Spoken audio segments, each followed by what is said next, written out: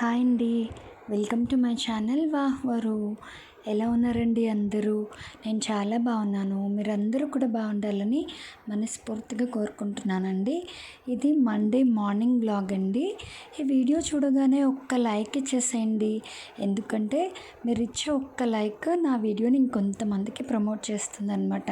అప్పుడు ఇంకొంతమంది నా ఛానల్ చూసే ఛాన్స్ ఉంటుంది. అలాగే నా ఛానల్లో ఏం వీడియోస్ చూడాలనుకుంటున్నారో కూడా నా కామెంట్ సెక్షన్లో కామెంట్ చేయండి. ఈ వీడియో చూడగానే కూడా కామెంట్స్ చేయండి, ఓకేనా?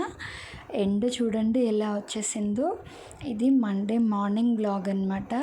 నేనైతే ఇప్పుడే పాలు పెట్టానండి. అక్కడ వీడియో తీస్తున్నాను, ఈలోపు ఇక్కడ పాలు పొంగిపోయాయి. కొంచెం ఉంటే కనుక పొంగిపోయామన్నమాట, డబల్ వర్క్ అయ్యేది. సో టైంకి వచ్చాను. ఇప్పుడు చాయ్ కలిపేసానండి మా వారికి, నాకేమో కాఫీ పెట్టాను. ఇప్పుడు దేవుడి రూమ్ క్లీన్ చేస్తున్నానండి తడిబట్టు పెట్టి. యాక్చువల్గా ఎవ్రీడే మా వారి దీపం పెట్టుకుంటారు. ఆయన దీపారాధన చేశాక నేను దండం పెట్టుకుంటానమాట. బట్ మండే మార్నింగ్ అంటే నిన్న మార్నింగ్ చాలా లేట్ అయింది లేచేటప్పటికి. సో ఇంకా ఆయనకి టైం లేదనమాట. హర్రీగా రెడీ అయ్యి వెళ్ళిపోయారు. పాపం నిన్న బాక్స్ కూడా తీసుకెళ్ళలేదు తను. ఇంకా అందుకని నేను దీపారాధన చేశానండి. ఎందుకంటే ప్రతిరోజు ఆయన దీపారాధన చేస్తారు. నేను చాలా వీడియోస్లో చెప్పానండి, ఇంటి యజమాని దీపారాధన చేస్తే ఆ ఇంటికి చాలా మంచి జరుగుతుంది. సో మా వారు చేశాక నేను కూడా దండం పెట్టుకుంటాను. బట్ ఇవాళ నేను అన్నీ క్లీన్ చేసుకుని నేనే దీపారాధన చేశానన్నమాట. ప్రతిరోజు దీపారాధన చేస్తే చాలా ప్రశాంతంగా ఉంటుందండి. ఆ తర్వాత మీ అందరికీ ఒక విషయం చెప్పడం మర్చిపోయానండి. చాలామంది నా వీడియోస్ సబ్స్క్రైబ్ చేయకుండా చూస్తున్నందుకు ప్రాబ్లం ఏం లేదండి. చాలా థ్యాంక్స్. అదేదో సబ్స్క్రైబ్ కూడా చేయొచ్చు కదండి. సబ్స్క్రైబ్ చేసి నా వీడియో చూడగానే ఒక లైక్ ఇచ్చి మీరు కామెంట్ చేశారనుకోండి, నాకు కొంచెం బూస్టింగ్గా ఉంటుంది, సపోర్ట్గా ఉంటుందన్నమాట. ఇంకా మంచి వీడియోస్తో మీ ముందుకు రావడానికి ఉంటుంది. ప్లీజ్ అండి సబ్స్క్రైబ్ చేయండి, లైక్ చేయండి, ఓకేనా?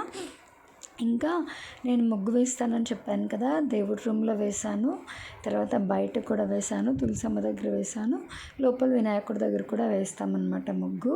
ఇంకా ముగ్గు పెట్టడం అయితే అయిపోతుందండి. నేను చెప్పినట్టు మార్బుల్ ఫ్లోర్ మీద కదా, అంత క్లియర్గా లేదు. బట్ నేను అనుకుంటున్నానండి కలర్ చాక్ పీస్ తెచ్చుకుని పెడతాను.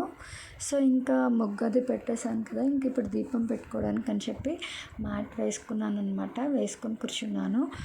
మీకు ఎవరికైనా తెలుసో తెలీదో, తెలియకపోతే తెలుస్తుందని చెప్తున్నానండి. ఎప్పుడు దేవుడి దగ్గర కూర్చున్నా సరే మనం కింద ఏదో ఒకటి వేసుకొని కూర్చోవాలండి. ఉట్టి నేల మీద కూర్చొని పూజ చేయకూడదు. తర్వాత ఇక్కడ నేను నిన్న మా వారు చేసినప్పుడు వేసిన అక్షింతలు అవన్నీ ఉన్నాయండి. మొత్తం అక్కడ దేవుడి ముందు సర్ఫేస్ అంతా క్లీన్ చేస్తున్నాను అనమాట. కొంచెం ఆయిల్గా ఉంది, ఆయిల్ పడింది.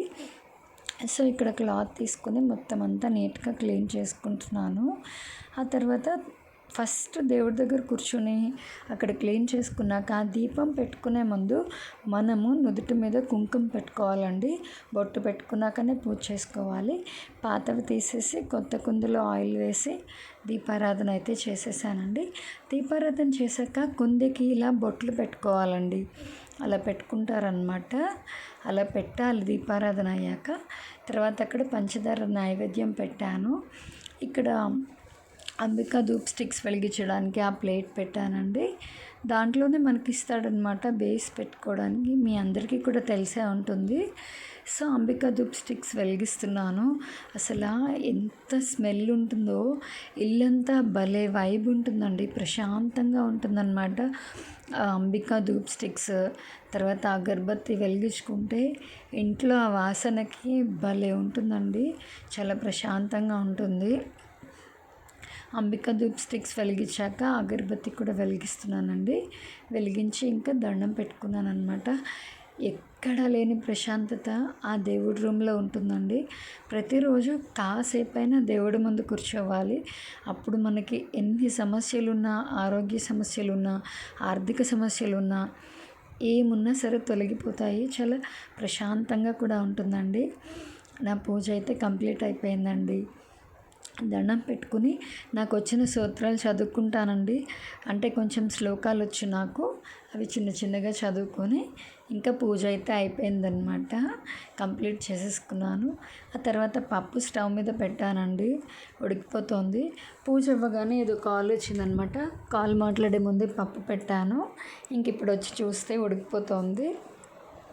మేమైతే మ్యాక్సిమం పప్పు ఉండేలాగా చూస్తామండి. పప్పు కంపల్సరీగా తింటామన్నమాట.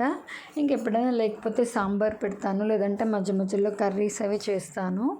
అయితే ఇవాళ పప్పులోకి పాలకూర చేస్తున్నానండి. ఆకుకూర వంటికి మంచిది, కంపల్సరీ తినాలి వారంలో 2 రోజులైనా. అక్కడ కొంచెం చూడండి మెత్త మెత్తగా అయిపోయిన ఆకులు ఉన్నాయో చూపిస్తున్నాను కదా, అవన్నీ తీసేయాలండి. కొంచెం అలా కన్నాలు నల్ల నల్లగా ఉన్న ఆకులు ఏమైనా ఉంటే కనుక తీసేసుకోవాలి. ఇక్కడ ఏం చూపిస్తున్నానంటే మనకి ఆకుకూరలకి రబ్బర్ బ్యాండ్స్ వస్తాయి కదా, నేను ఆ రబ్బర్ బ్యాండ్స్ దాచిపెడతానమాట. మీలో ఎంతమంది దాచిపెడతారు?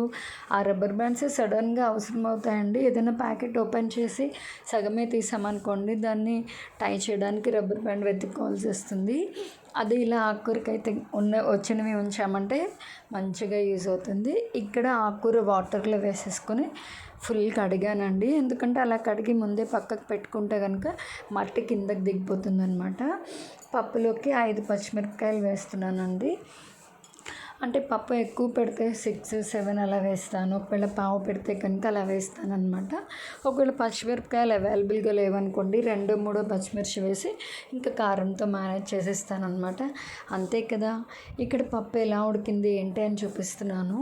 మేమైతే పప్పు కుక్కర్లో చేసుకోమండి. ఎందుకంటే మరీ మెత్తగా అయిపోతే మా వారికి కానీ బావగారికి కానీ పిల్లలకు కానీ నచ్చదనమాట.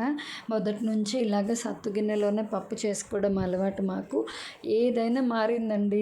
రైస్ కుక్కర్లో వండుతామో, ఓవెన్లో పెట్టుకుంటామో, అన్నీ పప్పు మాత్రం సత్తు గిన్నెలోనే పెట్టాలి వాళ్ళకి. అందులో చేస్తేనే టేస్టీగా ఉంటుందని అంటారనమాట.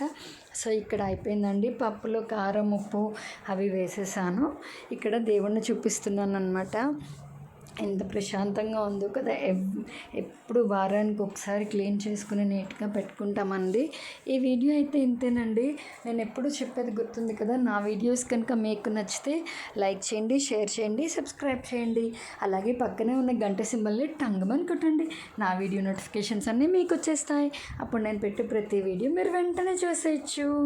Bye bye.